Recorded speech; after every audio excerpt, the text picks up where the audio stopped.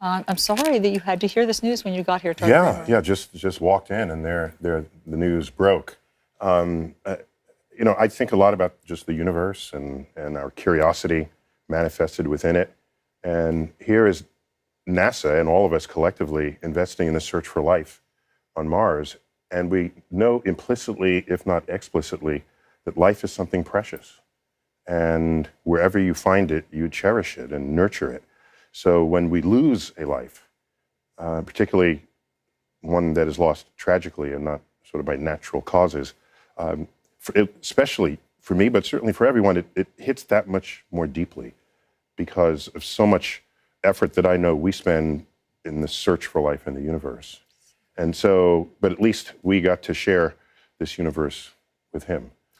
He was on your show twice? Yeah, several times. Yeah, and he was a friend of the show, and we talked about the science of food and the relationship between culture and what foods you would eat or have the likelihood of eating, depending on where you were, what latitude you are on Earth, affects what kind of foods you prefer, how much spice is in it, how much isn't.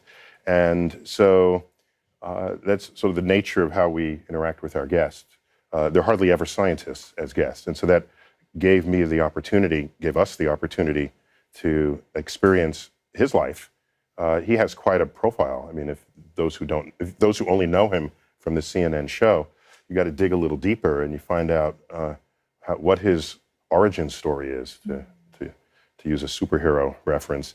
His origin story makes you that much more appreciative of and what he became. I mean, we know that just from his books and because he was honest and authentic on his show, that he struggled with heroin in the past, drug use. But what else struck you about his origin story? Yeah, so many people struggle with drug use and heroin or of any kind of drugs and don't come out of it, right? And so he rose up out of that. I mean, he was cleaning dishes in a restaurant, and I think in Provincetown, Massachusetts, that's one of his favorite stories. Right. And so the fact that that's almost a purely American story, that you can start out that way, that you can have these curveballs thrown at you in life, yet still rise up and overcome that and make something of your own life, but not only that, touch the lives of others in the way that he has. And like you said, and it can't be overemphasized, he has a level of authenticity that you don't commonly get with people on TV. They've got a facade.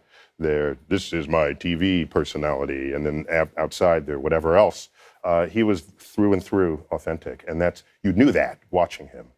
Yeah. I know just what you mean about that with TV people and how Anthony broke the mold. Yeah. And he was a philosopher, he was a food philosopher. I mean, but that was the vehicle through which he shared his philosophy with everybody on TV. And by the way, it wasn't highfalutin philosophy. It was deep street philosophy, right? This is what the food is, this is what it means, and this is why. And it's that kind of street philosopher that actually touches us all, and not just the academic philosopher who might speak in ways and you say, what? Yeah. I mean, and he was just, as comfortable, on his show, dealing with folks in West Virginia and talking to them about their culture as he was to far-flung places that, some of us had never heard of in, remote Africa or Asia. And, the idea that you were supposed to be coming on here to talk about life on Mars. If Anthony Bourdain could have gone to Mars and done a show from there, he would have. He would have loved to have explored that. I'd have to advise him how to, the cooking parameters would be different in the thin atmosphere of Mars. But what he would do is we found life on Mars. He would go there and find out what kind of food it's eating. That's right. Right. Yes, exactly. I mean, that would be definitely parts unknown, parts yet to be discovered. And I'm not kidding. I mean, he was all about the unknown frontier, right, and wanting to go there and bring it back to us. And that idea, I mean, he and I talked about this after his West Virginia segment about how we're all more common, we share a lot more than divides us. But we don't know that in this particular climate that we're all living through, but that we all, at the end of the day, have some of the same values. And one of the great common denominators of us all is that we all sit around a table and eat. And that is something sort of uniquely, the table setting where everyone interacts over the table, that's a human thing. And no one well, of course, at Thanksgiving we all fight over the dinner table, but nonetheless, food brings us together. Yes, it does. More than it divides us. Yes, it does. Yeah. So, is there life on Mars?